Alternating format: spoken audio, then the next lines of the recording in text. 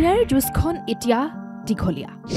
ন্যায় বিচাৰি আদালতলৈ কিমান দৌৰিব আপুনি? ছোৱালীটোৰ হত্যাৰ মই একো ওলাব নোৱাৰিলোঁ। অধীৰ আগ্ৰহেৰে কিমান দিন বাট চাব? ভাগৰিল জোনমণিৰ মাতৃ। হয়তো পাহৰণিৰ গৰ্ভত হেৰাই যাব জোনমণি ৰাভা। ৰাজ্য জোকাৰি যোৱা এটা দুৰ্ঘটনা আৰু সাঁথৰ হৈ ৰোৱা মৃত্যু ৰহস্য। এছ.আই. জোনমণি ৰাভাৰ মৃত্যু সঁচাকৈ দুৰ্ঘটনাজনিত নে পৰিকল্পিত হত্যাকাণ্ড? তাক লৈ ৰৈ গ'ল উত্তৰহীন হাজাৰ প্ৰশ্ন। CBI তদন্তই চমকপ্ৰদ আৰু আশ্চৰ্যকৰ কোনো তথ্যই পোহৰলৈ আনিবলৈ সক্ষম নহ'ল। ন্যায়ৰ বাবে যুঁজি যেন ভাগৰি পৰিল জোনমণিৰ মাতৃও। কেছটো মই উঠাই ল'লোঁ।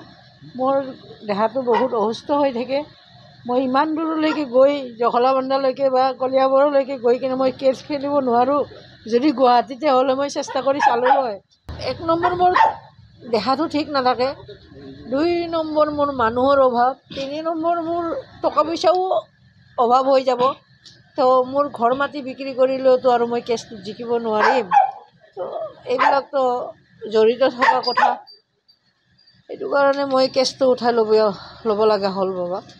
আজি সকলো ৰাইজকে কৈছোঁ, মই কাৰো পৰা 1 টকা পইচাও লোৱা নাই আৰু মই কাৰো বুদ্ধিও শুনা নাই। মই নিজৰ মনত যি খেলিছে মই নিজৰ মনেৰে এইবোৰ কৰিছোঁ।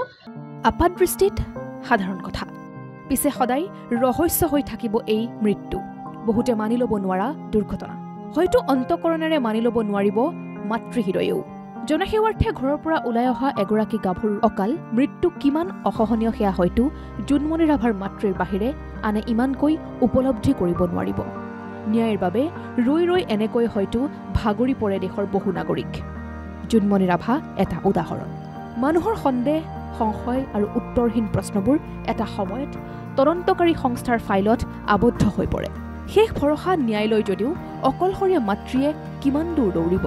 CBI তেখেতৰ যিজন আয়োগ, তেখেতকো আমি কুৱেশ্যন কৰিছিলোঁ যে আমি কিন্তু অপেক্ষাৰত আপোনালোকৰ কেতিয়া এইটো তদন্ত কৰিব।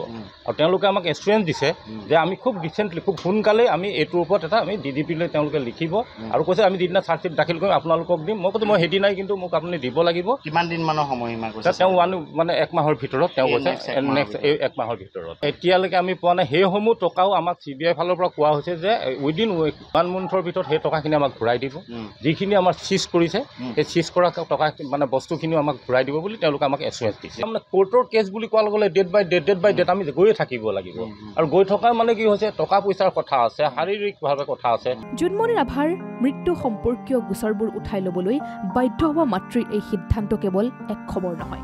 তদন্তকাৰী নিৰপেক্ষ সংস্থা আৰু দেশৰ ন্যায় ব্যৱস্থাৰ প্ৰতি সৰ্বসাধাৰণৰ যে আস্থা টুটি আছে তাৰো এক প্ৰতিফলন। Bureau' report, the news plus.